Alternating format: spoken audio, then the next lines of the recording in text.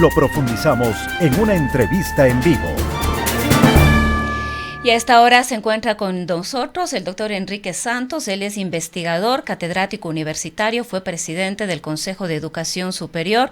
Doctor Santos, muy buenos días. Gracias por acompañarnos en esta mañana para analizar un tema de trascendencia internacional y que sin duda alguna tiene impacto en nuestra región. De alguna manera llega este impacto también a Ecuador. Pues el conflicto entre Israel e Irán tiene una larga data y quizás sería importante iniciar por ahí. Bienvenido. Muy buenos días, Rosana, Gustavo y Antena 1. Veamos, el tema de Irán, digamos, históricamente ha sido el enemigo regional básico de Israel, luego de que Israel logró pues llegar a acuerdos con las potencias árabes que la atacaron varias ocasiones y que ocasionó varias guerras de muy corta duración. Finalmente se llegó a acuerdos sobre todo con sus vecinos inmediatos, ¿no? Quizá el más importante, Jordania y Egipto, sin duda alguna. Y luego de que se llega a estos acuerdos, dentro del área hay dos grandes potencias que entran en disputa con Israel. La una es Turquía, que por razones territoriales no está cerca del conflicto, sin embargo tiene una injerencia geopolítica muy fuerte en la región, y eso se ha visto claro estos días. Y la otra con la que evidentemente el conflicto ha sido mucho más agudo es Irán. Irán es un país que no es árabe, eso hay que tenerlo claro. Es un pueblo indoeuropeo, es el antiguo imperio persa, no son árabes, hablan otra lengua. Son musulmanes, pero de un grupo religioso musulmán que no es el de la mayor parte del mundo árabe. Ellos se llaman chiitas, mientras que los árabes son básicamente sunitas. Sin embargo, Irán, un país enorme con 92 millones de habitantes y con gran poder tecnológico, petrolífico y también un poder político, geopolítico y militar importante, se ha convertido a lo largo de los últimos años, una vez que sale de la escena el conflicto con los países árabes, se ha convertido en el gran contradictor de la región. Entonces, ha habido ahí siempre un conflicto latente. Es importante señalar que Israel cuenta con armas atómicas, a pesar de no tener la supervisión de la organización o digamos del Tratado de No Proliferación Nuclear. Israel construyó la bomba atómica de manera secreta, entre comillas, con el aval de los distintos gobiernos de los Estados Unidos. Irán es un país que, dígase lo que se diga, es parte del Tratado de No Proliferación Nuclear de Armas, y por eso es que ha sido sometido de alguna manera a algún tipo de control por parte de instancias internacionales. Pero aquí justamente, Enrique, vale la pena este análisis, ¿no? Porque el conflicto de ahora es porque aparentemente Irán tiene armas nucleares, entonces Israel dice no podemos permitir esto, pues entonces vamos a destruir, y esto es lo que de alguna manera motivó o inició, digamos así. Ahí valdría la pena todas las explicaciones que usted pueda darnos, qué está detrás de este conflicto, de esta guerra de los 12 días, como la llamó Donald Trump. Sí, es un buen nombre que le puso Donald, ¿no? La guerra de los 12 días.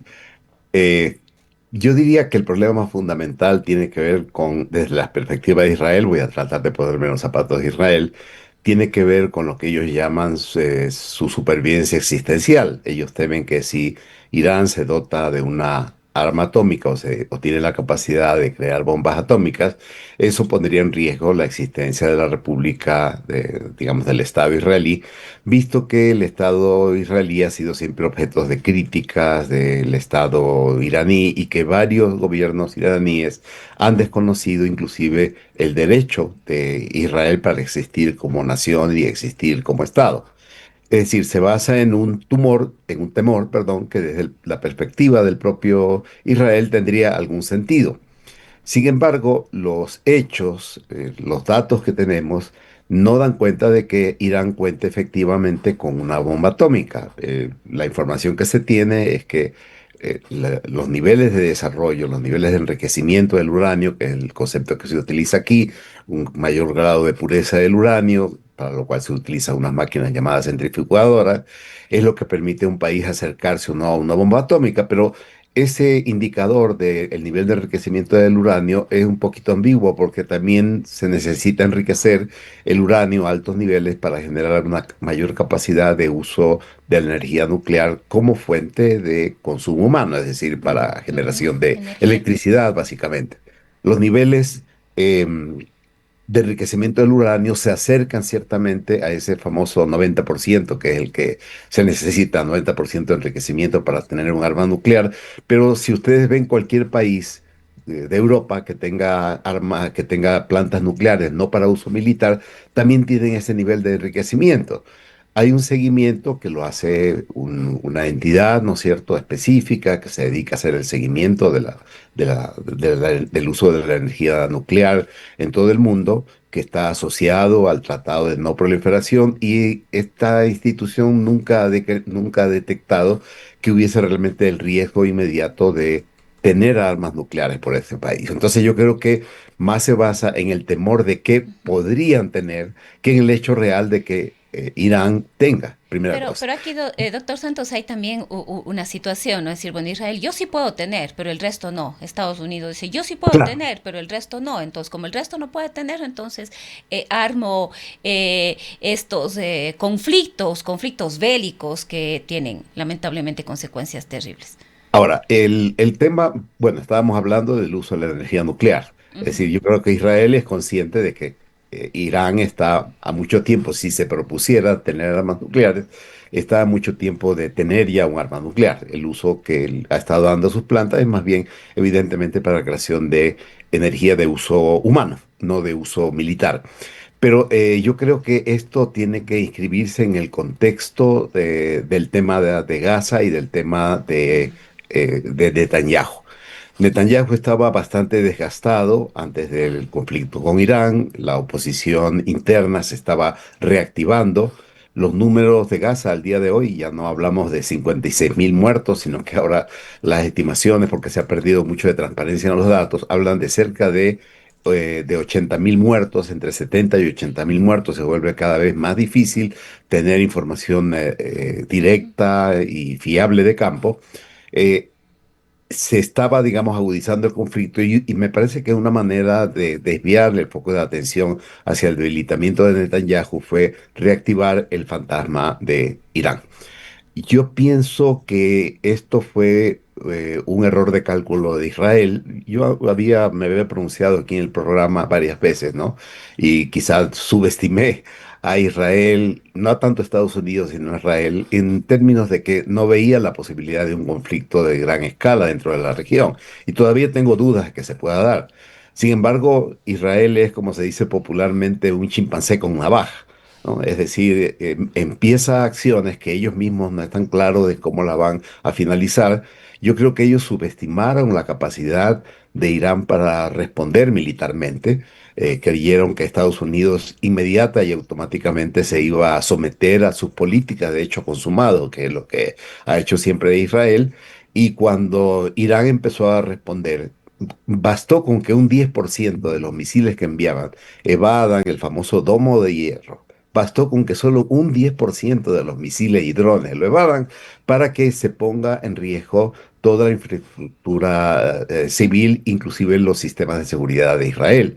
Mire que solamente el Tel Aviv, las reparaciones que han tenido que hacerse estos días después de los daños causados han llegado a $1.000 millones, solamente en Tel Aviv. Entonces, eh, Israel estaba sufriendo realmente ataques despiadados, su población entró en pánico. No digo que Irán estaba ganando la guerra, no, simplemente estoy hablando de que ese sentido de, eh, ¿cómo llamaríamos?, de imbatibilidad, ¿no es cierto?, que siente el Estado israelí, que sienten los propios israelíes, perdón, se estaba desmoronando. Y me parece que es bastante claro que Israel acudió a Trump indicándole que necesitaban ayuda, que no podían sostener por más tiempo la ola de esta campaña de drones y de misiles masivos que al parecer Israel no la tenía calculada. Ellos subestimaron el volumen de drones y de misiles que podía enviar Irán, más que el poder de los mismos. Yo creo que subestimaron la cantidad y en ese sentido, pues osaron por pedir la ayuda de Estados Unidos Estados Unidos hizo, Trump, para ser más exacto, hizo una acción de disuasión, porque finalmente, si lo analizamos ya técnicamente, militarmente, el bombardeo de las tres plantas fue un acto de disuasión antes que un acto de destrucción masivo, y eso pues llevó a que finalmente Israel haya tenido que pedir, haya tenido que solicitar por vías diplomáticas que se detenga el conflicto, porque se dieron cuenta que no iban a poder sostener en el largo plazo un conflicto con el poderoso país de origen persa. Pero además, doctor Santos, toda guerra, no imaginaría que no solo a esta tiene detrás una serie de intereses económicos. Bueno, aquí el tema del petróleo siempre está en juego, ¿no? Ujú. El tema del petróleo siempre está en juego. Recuerde que Irán tiene unas reservas de petróleo realmente impresionantes. El temor, en mi análisis personal, el temor de Israel a el desarrollo de la energía nuclear por parte de Irán en el fondo no va por el tema de la bomba, en el fondo va porque el acceso a energía nuclear como fuente de energía de uso industrial, de uso de consumo humano, etcétera, pone en riesgo el gran poder tecnológico y económico que tiene Israel sobre la región. Mire que en términos militares, Israel es relativamente superior a Irán en términos de tecnología militar, pero evidentemente en términos humanos no lo es. El ejército iraní tiene pasa del millón de miembros, ¿no? De soldados activos, pasivos. Israel, a pesar de que tiene políticas que permiten la cooptación y el famoso voluntariado de la población, sin embargo, no puede equiparar numéricamente a Irán. Tiene una superioridad, Israel indudablemente tiene una superioridad, por ejemplo, en su flota aérea, pero el efecto de esta guerra va a ser para Israel nefasto, porque ciertamente Irán va a poner atención al desarrollo de una fuerza armada mucho más potente, que me parece que es el elemento militar bélico, en donde Israel sí tiene una distancia enorme. Sin embargo, muchos analistas ahora nos dicen que a futuro la guerra ya no se va a dar en los espacios, que las fuerzas aéreas van a perder importancia y que lo más importante va a ser el uso de misiles. Eso Ujú. no creo que sea tan cierto, pero es verdad que el uso de misiles, el uso de drones, cada vez está tomando una importancia más grande. Yo creo que el tema no es solamente el petróleo, el tema es el temor al desarrollo de una base tecnológica e industrial por parte de Irán que se daría a partir del uso de la energía nuclear, no con fines militares, sino con fines totalmente civiles, ¿no? Yo creo que el temor está ahí fundamentalmente. Y el otro tema tiene que ver con la geopolítica, que me parece lo más importante acá. En un análisis anterior que habíamos hecho con Gustavo, yo le decía que veía pocas posibilidades de que se dé un conflicto regional, que finalmente no se ha dado un conflicto regional, se ha quedado reducido a Irán e Israel, justamente porque los Estados Unidos sí tienen interés en mantener estable la región desde la perspectiva de los negocios que ellos están haciendo, y Trump los ha hecho de mejor manera, inclusive que los demócratas, con países como Arabia Saudí, inclusive con Siria, ¿no? Trump se reunió con el presidente de Siria, que fue antiguo militante de grupos salafistas, de grupos fundamentalistas sunitas, y ciertamente que un conflicto de este tipo pone en riesgo la estabilidad de la región. Se ha llegado a cierto equilibrio, ¿no? Que se llaman en Estados Unidos, le llaman un equilibrio entre los países árabes, sunitas con Israel, pero a estos países, por más que lleguen a acuerdos con Israel, tampoco les conviene que exista una potencia que no tenga ningún rival militar dentro de la zona, y si bien Mm. no son muy amigos de Irán, por debajo tampoco les interesa que Irán sea destruido, que las capacidades de Irán sean destruidas, porque lo ven como un elemento de persuasión contra el potencial expansionismo cada vez más claro. La idea del gran Israel, del gran sionismo que tiene Netanyahu y que tienen los grupos más a la derecha de él, y sobre todo porque usted tiene la posición de Turquía, que hay que analizarla pues seguramente con mucha más atención Y en este. ampliando quizás, doctor Santos, hacia el rol de China, Rusia, bueno, los Estados Unidos creo que está muchísimo más claro, de la Unión Europea, quizás también es importante clarificar esto. Bueno, yo creo que no he tenido mayores sorpresas de Rusia y China. Ujú. Rusia y China sobre el papel son aliados de Irán. siempre lo han sido, tienen intereses. China tiene, sobre todo China, tiene intereses financieros, económicos muy fuertes en Irán, pero me ha dado siempre la impresión que China no está para emprender aventuras militares en ninguna parte del mundo, al menos no todavía. No lo sabemos si en el futuro lo hará. La idea de China, el proyecto estratégico de China es más bien constituirse en una potencia sobre la base de acuerdos tecnológicos, de la reactivación de la famosa ruta de seda, actualmente de ocupar muchos de los nichos que los europeos digamos que los estadounidenses están dejando libres, están dejando vacíos en Europa, por ejemplo, por el tema de los aranceles, por el tema del conflicto y la presión que ejerce Estados Unidos sobre la OTAN y sobre los estados. Todos esos espacios China los quiere aprovechar. Entonces, estratégicamente, en una especie de balanza, para China es mucho más importante mantener buenas sus relaciones con la Unión Europea que realizar potencialmente lo que algunos creen que podría ser una intervención militar china. No veo condiciones para que eso se dé. La última acción militar que salió de los límites de las fronteras nacionales de China fue con Vietnam hace ya muchas décadas y fue por un problema en donde indudablemente Vietnam fue quien tomó la iniciativa militar en ese momento, pero yo no veo que en la política de Estado, no de gobierno, en la política de Estado chino esté presente intervenir militarmente. Y de parte de Rusia, Rusia siempre ha tenido buenas relaciones con Israel. Ciertamente, a Rusia es quizá el país que más le interesa la estabilidad en la región. El interés de Rusia a este rato es mantener su presión sobre el tema de Ucrania, hacerlo de cara a los Estados Unidos, hacerlo también de cara a Israel. Recuerde que hay muchos israelíes que son provenientes de Rusia. Hay una gran comunidad de judíos que emigró desde antes inclusive de 1948 al actual territorio israelí. Emigró para quedarse a vivir allá. Entonces, la presencia de judíos rusos, la comunidad de judíos rusos es bastante importante y ciertamente yo nunca he visto que Putin digamos, alineado a la posibilidad de apoyar militarmente, en este caso a Irán, por más que sea su aliado estratégico, ¿no? De parte de la Unión Europea, yo diría que hay mucha ambigüedad. Empiezo por Gaza, ¿no? Eh, Hay un informe lamentable, deplorable, que se hace de distintas instancias de la Unión Europea. Por un lado, la comisaria encargada del tema de derechos humanos, de los temas penales, saca un informe contundente demostrando que Israel está cometiendo posibles actos de genocidio, es la palabra que utilizan, en Gaza.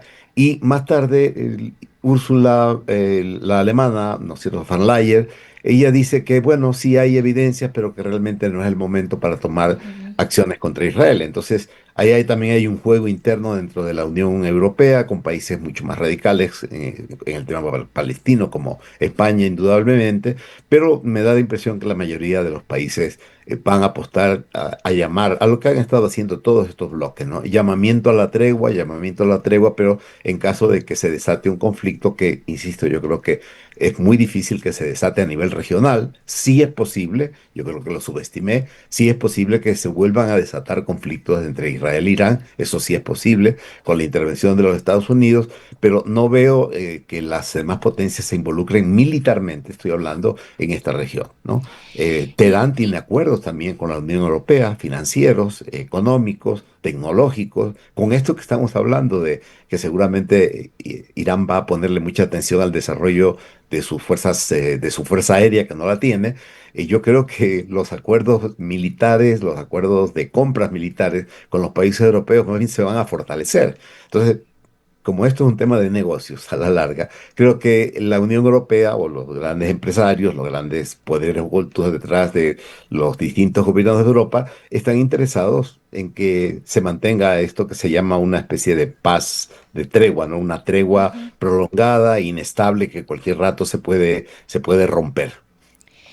Ahora, Enrique, nos preguntamos qué impacto tiene esto para para América del Sur, para nuestra región. Y aquí quizás valdría la pena algunas reflexiones sobre algo que hemos escuchado en estos días y que lo hemos leído también en redes sociales a propósito de la intención de colocar bases militares extranjeras aquí en Ecuador, los acercamientos de Ecuador con Israel, los acercamientos de Ecuador precisamente con los Estados Unidos, una base norteamericana, nuevamente una base norteamericana aquí, podría volvernos vulnerables.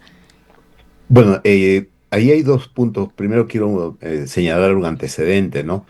Ecuador, y yo lo había dicho varias veces con ustedes mismos, Ecuador como Estado, independientemente de los gobiernos, había venido manteniendo una política coherente con relación a Israel y con relación a Palestina. Inclusive en el gobierno de Moreno y en el gobierno de Lazo, nunca se cuestionó la posición de Ecuador de alinearse por los intereses de los dos estados, por repudiar los actos de genocidio de Israel donde se habían cometido. Habíamos seguido votando contra Israel en temas críticos. Sin embargo, hace pocas semanas, por primera vez en la historia reciente, Ecuador votó con Israel y Estados Ujú. Unidos. No se abstuvo, sino que votó con Israel y Estados Unidos. Fue parte del puñado de países que se alinearon, ¿no es cierto?, para no reconocer que se está cometiendo un genocidio contra el pueblo palestino.